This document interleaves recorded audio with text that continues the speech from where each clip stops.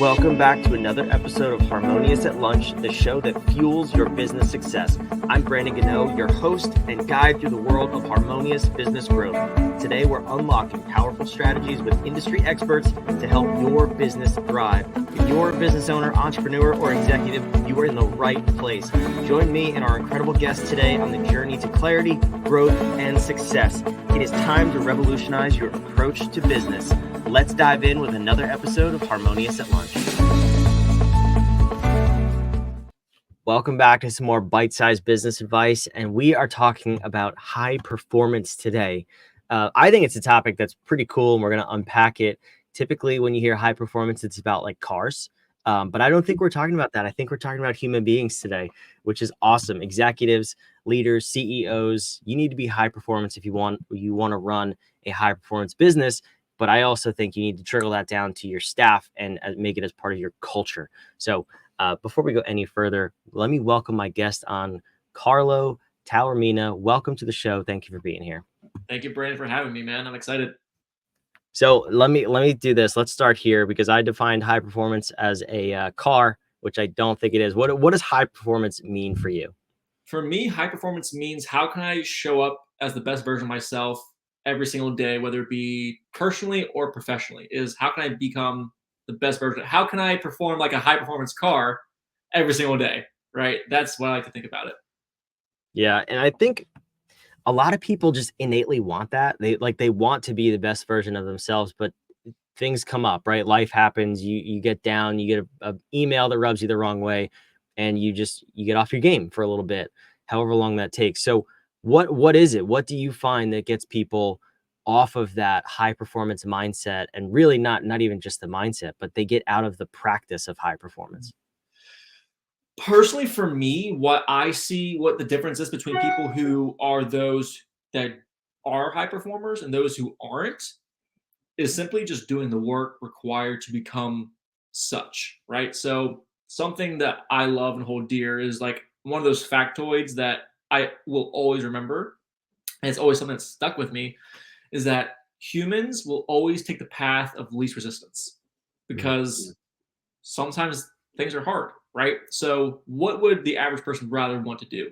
Do something that's easier, that doesn't require a lot of work, or that takes time, work, dedication, perseverance? Obviously, 90% of people are going to be the average person and go the easy way out. Easy way out. If you want to become a high performance individual, you need to do certain things that make you a high performance individual, right? You need to take care of yourself physically, mentally. So I think that's one of the main reasons why people are not quote unquote high performers is because they'd rather take the easy way out instead of doing what's required of them.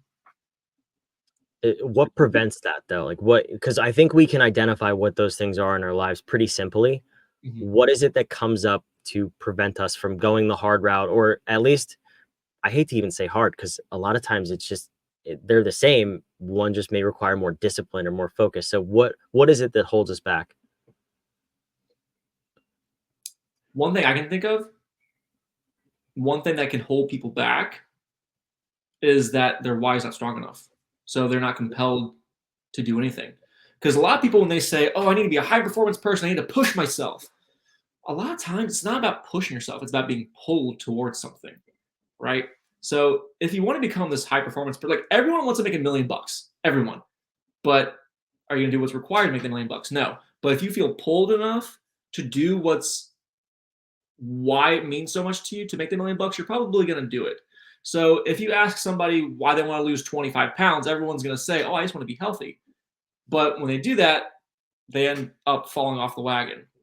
But if they have something that is so compelling that is pulling them toward that end goal, then they're not going to fall off. So I think a big reason why people fall off is that they don't have they don't have a sound foundation to go off of. They don't have something pulling them towards that destination, right? So I think that's a big reason why people just kind of end up failing right off the gate.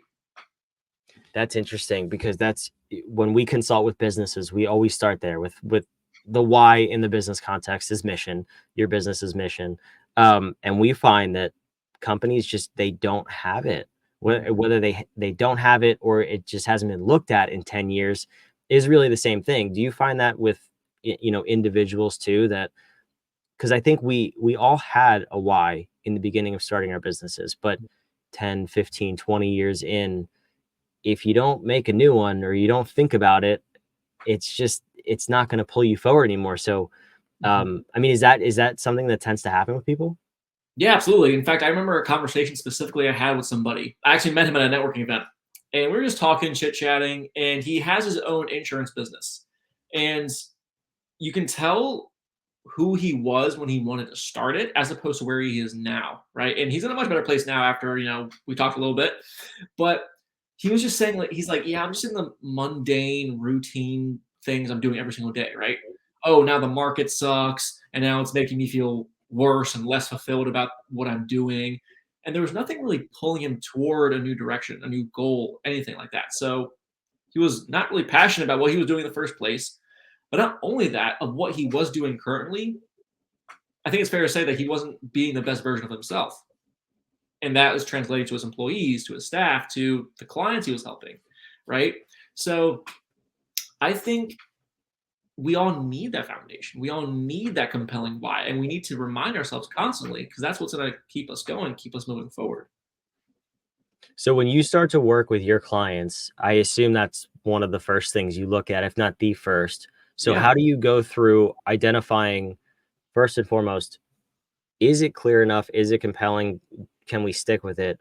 Mhm. Or do we have to rebuild? And if you do have to rebuild, like what's that process to actually cultivate somebody's compelling why? Yeah. So honestly, it's all in the power of questions because the quality of questions you ask control the quality of your life, quality of your business, quality of your corporation, anything, right? So when I ask someone, okay, let's say for example we're speaking to this guy again, and he wants to 10x his revenue in the insurance business. Okay, well, why is that so important? Oh, because last year we 50x'd it, right, and or 5x'd it. We want to go higher. Okay, that's all great and dandy. I'm all for achieving higher results, but what's the point of it? Like, what is going to get you out of bed to do it? And then the more I ask why and the reasons why and the reasons behind it, you're going to find out that there's honestly maybe some personal reasons in there that they may not even know. And when it's a personal reason, that's something excuse me, that's something that's very compelling. That's something that's very attractive, intriguing, that will pull you towards anything, right? So when I'm speaking to this person, I'm like, okay, well, why do you want to 10x your business? Eventually, we kind of asked more questions and we kind of went down to the root. And it was all from family. I want to be able to support my family. I want to be able to help my family. College is coming up. I have 2, 3 kids. College ain't cheap, right? So I want to help and not have money on the top of my mind. I want to be able to be secure so that way I don't have to worry about that. And then once we kind of boiled it down, that's why he wanted to take his business from 5x to 10x, right? So a lot of times in companies, businesses, whoever, when you really boil it down, when you really get down to the root of what makes you want to do this certain thing, if it's personal, a lot of times it is, but even if it's not super compelling, you will not.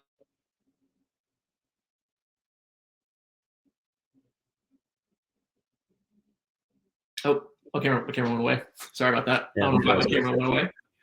But if you don't have a compelling why, if you don't have a strong foundation, your house is going to fall. That's just, I'm not a contractor. That's kind of common sense to me, right?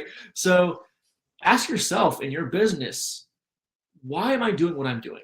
Why do I want to grow? What's the point of it? And if that why you currently have doesn't pull you, there may be a chance that you don't succeed, or even if you do succeed, it may not fulfill you the way you thought it would. Mm. Is that kind of the missing link between the when we talk about high performers, doing what's required, the discipline, the hard work, and taking the easy way out? Is that it? Does it just become a non-negotiable at that point that they just do whatever it takes once they're connected to that why, or is there something else involved with making that shift from taking the easy road to taking the discipline road?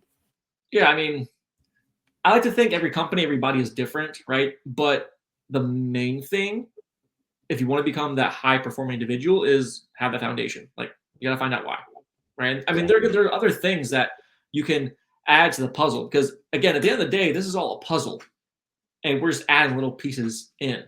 But the foundation is like the corners, right? Once you get that structure, that frame, you know what you're working off of. But that's like the main thing you need, the first thing you need. Yeah, it makes complete sense, and it's one of those things where you hear it so many times, you almost you start to discount it, right? Yep. And people just don't do the work, but it really is important both in your personal life and also we know from doing it for businesses, it's very important for your business too. So in building a culture of high performers, it's got to start with the leader. It just you can't tell people to do what you're not willing to model. So once let's assume that the leader is optimized. Okay. How do you start to bring this down to your team, your staff, your employees? Because you could just say, "I need you guys to be higher performers." That sounds a little bit insulting because some people may be like, "What are you talking about? I'm already doing everything I can. I'm busting my butt for this company." Mhm. So how do you start to integrate this into your culture?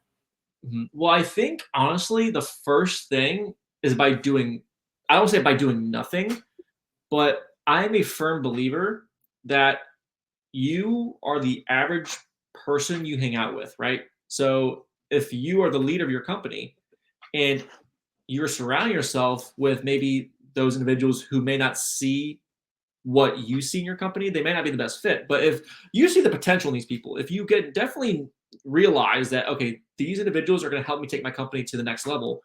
It's just I need them to understand what it's going to take, what we need to do.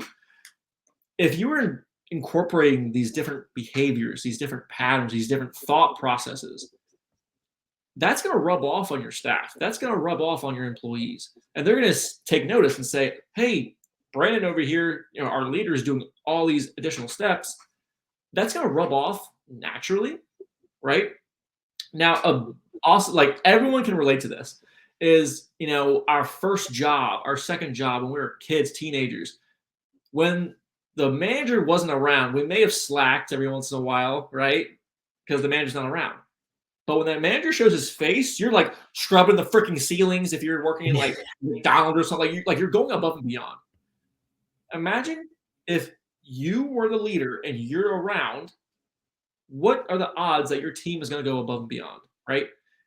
And even if you're not around, if you have like your CEO, your CF, like whoever, your assistant manager, whatever the name you give them, if they are a carbon copy of you and understand your morals, your values, and why you're doing what you're doing, and they have the exact same mannerisms, behaviors, mindset, thought processes, they're going to be exactly like you, and you're not even going to be in the office. But everyone is going to, a sense, have this behavior rubbed off from you, from your assistant manager, right? And they're going to go above and beyond regardless. So I think it's a natural process, but you have to always maintain those standards, right? I remember when I used to have this job, like one of the words, it was one word that I kept hearing over and over again, and that word was standards. And I like it hit me because I got it, I understood it. There are other people who would not be at that same level, but when I heard the word standards and I saw this person going above and beyond, I would do the same thing, regardless if he was there or not there. So I think it is a natural process that happens if you become it and you're surrounding yourself with people, and then that's rubbing off on your employees, they're going to do it. So that's just my 2 cents. I think it's like the first step of it is just natural. Yeah, that makes sense. But then the reinforcing and that's I guess where it becomes tough because some people will self-regulate and average out like you said to your behavior. Mhm. What do you do with the people who don't? And they kind of stay where they are, right? Because then at that point they become an anchor almost if they're not willing to, and maybe they don't see it. Like let's give them the benefit of the doubt and not just go right to firing them. But do you have a conversation? Do you start to coach them through this themselves? What does that process look like? Yeah, I feel like everybody can be taught, everybody can be coached, everybody can learn a new skill. Anything you want to teach them, they can learn. The question is if they're willing to learn, Hmm. if they're willing to accept the information. Because I'm not one to say, okay, you don't get it, you're fired, you're out. That's not my style. Like if I were running a company, like that's just not how I think and behave. I'm gonna teach you, but do you want to be taught? Do you like it here? Do you want to be here? Right? If you don't want to be here, that's totally cool. Let me know so we can fill in the spot. But when it comes to those people who aren't performing the way you want to perform, but you know they want to be there, okay, have a little session with them. Just ask them questions, teach them what you want them to learn. And eventually you're gonna start to see them progress. But if you just see this person constantly declining or constantly stagnating and they're not showing any form of improvement, and it's been 1, 2, 3 weeks, 4 weeks since you last spoke with them, it's been a month, 2 months, okay, you can kind of get the gist that this person this person may not be committing the way you want them to commit. Maybe they're just not meant for your company, and that's fine. That happens every single day. One of the best quotes I love from Gary Vee when it comes to like management, when it comes to employees, is when you hire somebody, that it is a guessing game. You don't know if this person's going to be great. A resume is just a piece of paper that anyone could have typed up, right? It doesn't matter. But we got a visitor. We're gonna have to edit this episode. Sure. But I'm almost done. Okay, I need you to go out there until we're done with the episode. Come on, here. Let me pause it. So we're Yeah. So one of the my favorite lines from Gary Vee, right, when he is talking about management, when he's talking about employees, hiring, firing, all that stuff, is when he said, when you hire somebody, you're just guessing, right? You don't know if this person is $1 million. You don't know if this resume is legit. You don't know if this person is, your ideal candidate. You only learn from this person's performance, right? But then when it comes to firing this person, okay, this employee is not up to par. This is not a good fit. That's perfectly fine. You're going to have those people like that. That's okay. But I would rather have somebody who wants to learn, right? And if this employee is willing to learn and adapt my leadership style, the philosophy on what it takes for this company to be a high performance company to reach those benchmarks, I will bring this poor person on board. Let's teach him or her. But if they're unwilling to learn and they're not showing any proof of improvement or growth, then sorry, it's just not a good fit, and we move on. yeah, it makes sense, and I like that. I've never heard that quote from him, but it's one of those things that you have to think about as you're growing your company, right? Like if you're gonna build a culture of high performers, first of all, you have to model it yourself. Yeah. Second of all, you have to have people willing to do the work. This has been a great conversation, Carlo. I appreciate it. I'm going to go ahead and toss on the screen and put in the show notes down below. Best place to find you is on Instagram, so people can jump on over there and follow you. But what I want to know too is, in the context of this conversation, if someone wants to be a high performer, they want to build a culture of high performers and hire and develop high performers in their team, what's a question they should be asking themselves as far as, making the first step on this journey that they can ask themselves until they get a powerful answer of how they should walk forward? Yeah, so it all starts with self, right? So let's say, for example, I have this company of 50 people, 100 people, and I want them to become high performers, and I want this company's culture to change.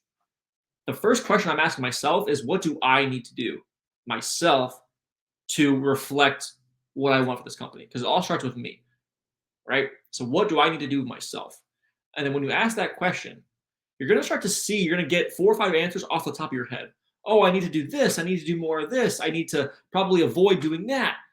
And you're going to kind of get lost in it. You're going to be like in the flow state, and you're going to see all these things that you need to do to become the best version of yourself and your company. So that way that can spread across your company. I love it. That's an amazing question. Definitely go do that exercise. Ask yourself that question. Carlo, thank you so much for being here today. Hey, thank you, Brandon. I appreciate you.